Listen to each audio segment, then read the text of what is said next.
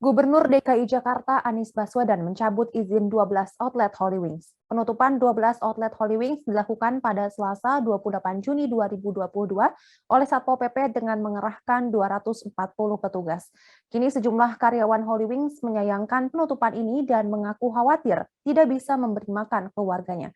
Sejumlah politikus menyebut Gubernur DKI Jakarta Anies Baswedan lalai karena tidak melakukan pengawasan dini yang mengakibatkan sekira 3.000 karyawan Holy Wings kehilangan pekerjaan. Penutupan ke-12 outlet Holy Wings membuat para karyawan khawatir soal nasibnya ke depan. Satu di antara karyawan Holy Wings pun mengaku khawatir tidak bisa memberi makan keluarganya jika outlet Holy Wings disegel selamanya. Petugas keamanan Holy Wings di The Garrison Kemang bernama Prihadi menyebut ada ribuan karyawan yang ikut terdampak dari penutupan tempat hiburan malam tersebut. Padahal Prihadi dan beberapa kawannya baru saja mengalami masa pemulihan usai sempat terimbas pandemi COVID-19. Ia pun mengaku pusing soal nasibnya yang memiliki banyak tanggungan seperti bayar kontrakan, cicilan, dan makan keluarga sehari-hari yang harus tetap dipenuhi setiap harinya. Ia pun mengaku pusing soal nasibnya yang Maksud kami, Prihadi mengaku tidak tahu menahu mengenai izin usaha tempat kerjanya yang dicabut lantaran dinilai telah menyalahi aturan. Terkait penutupan ini, ia pun berharap agar outlet Holy Wings bisa segera beroperasi kembali menyusul kebijakan dari pemerintah setempat. Sebab apabila ditutup secara permanen, dirinya bukanlah satu-satunya karyawan yang terdampak, tetapi ada nasib dari ribuan karyawan lainnya yang juga ikut terkena imbas.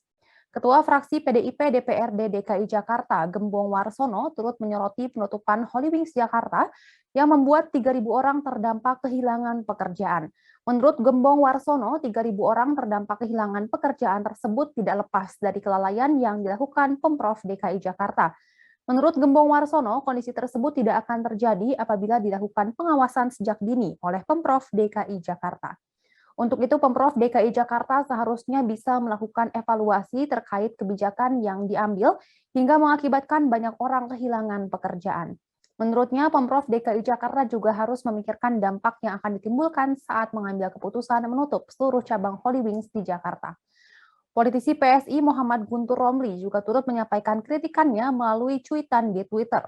Muhammad Guntur Romli merasa heran dengan tindakan Gubernur DKI Jakarta Anies Baswedan yang baru saat ini menutup Holy Wings. Guntur Romli berpendapat seharusnya Holy Wings bisa ditutup sejak dulu karena izinnya memang bermasalah. Dengan baru ditutupnya Holy Wings sekarang, Guntur Romli mengatakan hal tersebut justru membuat kesalahan Anies Baswedan semakin terbuka.